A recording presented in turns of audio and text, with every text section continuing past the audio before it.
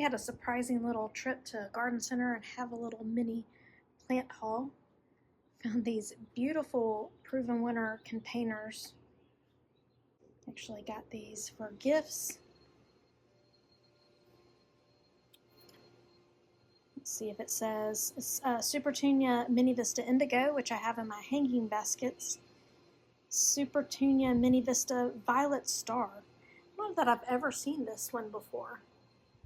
I don't know if that's new or not. And then Supertunia Mini Vista. So if I were to have this hanging basket, the first thing that I would do is probably put it in a bigger hanging basket.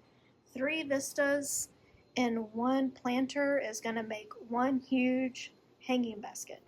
Next thing I have here is Aloha Blue Ageratum. It gets 5 to 6 inches high. So I got these, and I don't know how many, if I'm just going to put one. It's a 4-pack, a 4-cell pack. I don't know if I'm going to put all 4 or just 1 or 2, I'm not sure, into the GreenStalk, but that's what I got these for. These little guys here are Profusion Double White Zinnia. And again, they get 15 to 18 inches tall. So they may be a little too tall for the GreenStalk, but that's where we're going to put it at and see how it goes. And same thing, I might end up putting some out into the landscape and some into the GreenStalk. This beauty here, I cannot believe that I came across this one in a garden center around here. This is a Totally Tempted Watermelon Wine. Alright, and this Cuphea is perfect for the GreenStalk, I hope, because it says that it takes full sun and gets 8 to 16 inches tall, which I think will be a good size. It does like full sun, no deadheading necessary. It's heat tolerant, which is a yes for here, and it supposedly continuously blooms, so we'll see how it goes. I know you might be saying, you said you don't like red, and I mean, I love red as a color, just not necessarily in the landscape. It's so hot here, I really prefer cool colors in the landscape. But this one, to me, it's got this really pretty violet center. I don't know if y'all can see that or not. And I decided to get it mainly because I just got one, and that was one of the things I like about the GreenStalk, is that I can just put one off of something. I can't do that in the landscape or elsewhere, so I'm excited to get to put this in the GreenStalk, and I'm hoping that it's going to attract hummingbirds, because the GreenStalk is sitting right outside of our kitchen window. So I'm hoping that through the window that I will be able to get to see those hummingbirds. This is a Superbells Yellow. It doesn't have a tag in it, but I saw one while we were at the garden center. We already have the Superbells Over Easy in the GreenStalk, so I know this will be a perfect addition to it. And this one is Alonia Snowball by Danzinger, I guess that's how you say it. It gets 10 to 14 inches tall. It's really interesting that the flowers here of the Alonia really look very similar to this Cuphea as far as the way the blooms work. I just thought it would also be a great addition to the GreenStalks. That's what we're going to be putting in today. And then we have, I forgot these over here. These are actually for the landscape. It's 3, I got 3 of these. So it is called Night Embers, and it's a sedum or stone crop, either way. And it says that it gets 24 to 26 inches tall and equally as much wide. And they're perennial, zoned 3A to 9B. So they, of course, they're supposed to, based on the picture, have dark foliage. And I'm assuming just because they were grown in the greenhouse, they haven't had enough UV light. You have to actually get them out in the true sun in order for them to show the dark purple foliage. So I'm excited to see how that is going to show up. All right, so what I did was I kind of stuck them. I do this, I shove them in the pockets to kind of determine if that's where I would like them to be, and making sure that they're not gonna impede on another plant. So I put these Ageratum here at the bottom because they grow the shortest, which I don't know, I kind of, you know, thought that maybe that would mean they need to go at the top, but as they grow up, they'll grow into the other plants above them if they're too tall. So I thought this down at the bottom was a good spot. I got this 4-pack, as I was showing y'all just a minute ago. but I think I'm going to do one in a pocket, and I'm only going to place, I think, one right now. I still want to try to get some more herbs. I don't know if I'm going to grow them from seed or if I'm going to go and buy them. But until I decide that, I want to go ahead and get at least one of these guys in the pot and going, and I'm going to save the rest until I make that decision. As you can see, it's got a lot of root system going, so I'm going to try to break that up a little bit. And the great thing about these 4-packs, they're kind of hard. Like a big box store doesn't really carry a 4-pack anymore, hardly. But the great thing about smaller garden centers is that they still do, and they're inexpensive. But especially for this type of setup, it's easy to plant them up. Whereas when I get to the quart-sized pots for Proven Winners, it'll be a little bit more difficult to get them in the hole without having to take it apart, and I really don't want to have to do that. So this is going to be just as easy as that right there. I'm going to pull the soil back around it, and then I'm all done, which that is lovely. Yay, GreenStalk. All right, and this is the Profusion Double White Zinnia, and again, it's in a 4-cell pack as well. I don't know how many of these I'm going to put in here, but I'm going to start with just one.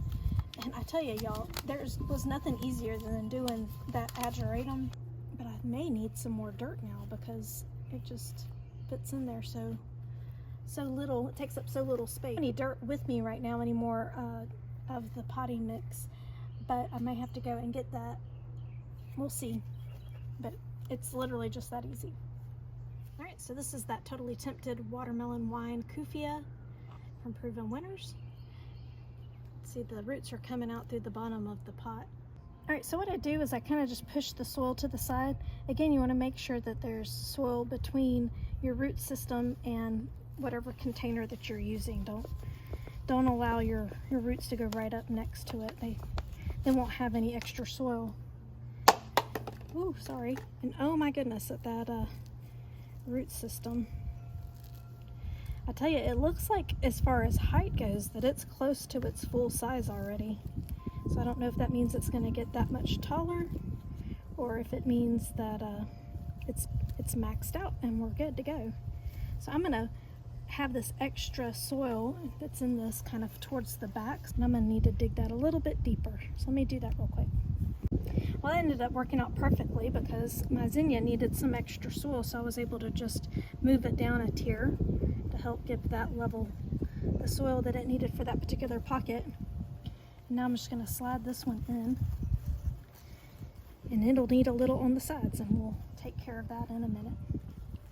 I'm just going to try to center it here, and hopefully this tomato, I don't know, I may want to move that. Let me think about it. All right, so I'm going to change it because this tomato plant is an early girl. It is indeterminate, and it's only going to continue to get taller, and I hope to attach it right here. If you want to see how I do that in order to give it extra support, you can check out my other video that I'll have in the link. So I'm just going to move it to right here, and then this can have room to grow, and I can attach it there, and I'll either put something small here, or who knows, maybe I'll leave it empty. So again, just make sure that you have your dirt on all the sides, kind of pushed up on the sides. And I'm going to slide it, turn it around so this extra dirt can go back here in the back where it doesn't really need any extra room because it's just dirt. And we'll allow the plants to be closer to the front to give them plenty of room. All right, so as I was digging the soil out to make room for this plant, I just stuck it into its container that it was originally in. Now I'm going to come back and add it. I'm just going to, and there's really, to me, not a better way because I'm still wasting a lot of it, as you can see, making a bit of a mess, but that's the way I do, right? I've never said gardening is a neat hobby. I typically make the biggest mess ever doing gardening chores. And see, as I pushed it down in there, all of a sudden there's a big hole. So let me turn it. Nope. It is easiest to plant these up when they're taken apart. That's a little bit more tricky once they're together. but still doable.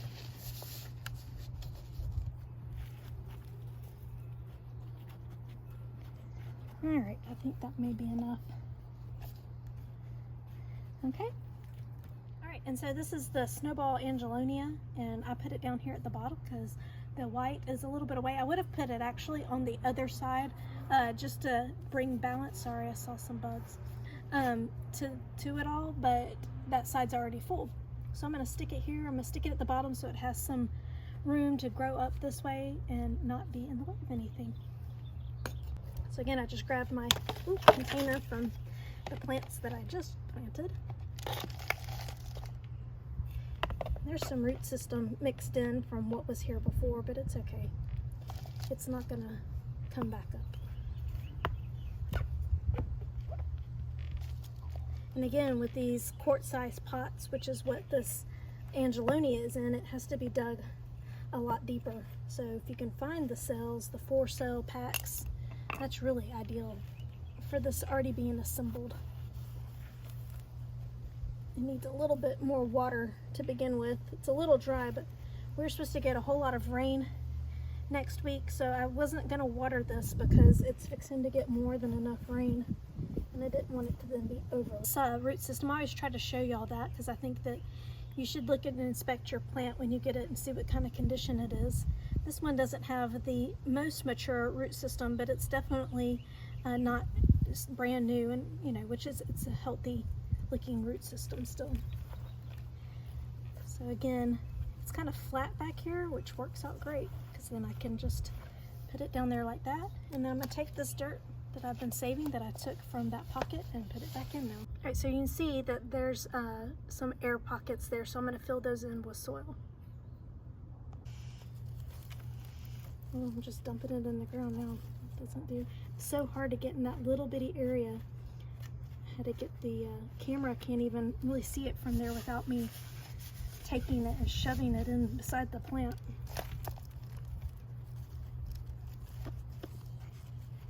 Alright, I'm going to stick the tag in because I will need to know what that's called later. I will not remember. Alright, so I was going to put the Superbells Yellow right here next to the Superbells Over Easy, thinking they would kind of, you know, maybe mingle a little bit together and that would look really good because of the yellow insides or throats of the Over Easy. But I started thinking about this coleus down here. Now this coleus is New York City Lights, I think is what it's called. And you can see it, I don't think it likes how much sun it's getting. So since this here on the Over Easy, it creates kind of like a shelf underneath, I thought that maybe we could do the yellow right above this coleus, and if it created that same little shelf, maybe it would provide a little bit more protection for this coleus, because we're just in May and there's a lot of the hot summer heat left to come, and maybe that would help it some. All right, again, so here's our, oh, it's coming apart some. Here's our root system. Looks pretty good, but not as put together as some of the ones we've seen earlier, but that's okay. And again, I've dug out my hole, and so I literally just have to now slide it in there. And it's already coming apart some, so I'm gonna, it's a little more damp than the ones we've seen earlier, which may be the reason why it's kind of, Superbells don't love a ton of moisture, and it may be a little too damp. The nursery, they got a little overzealous water in that one. And again, we're just gonna put our dirt in around it, tuck it in.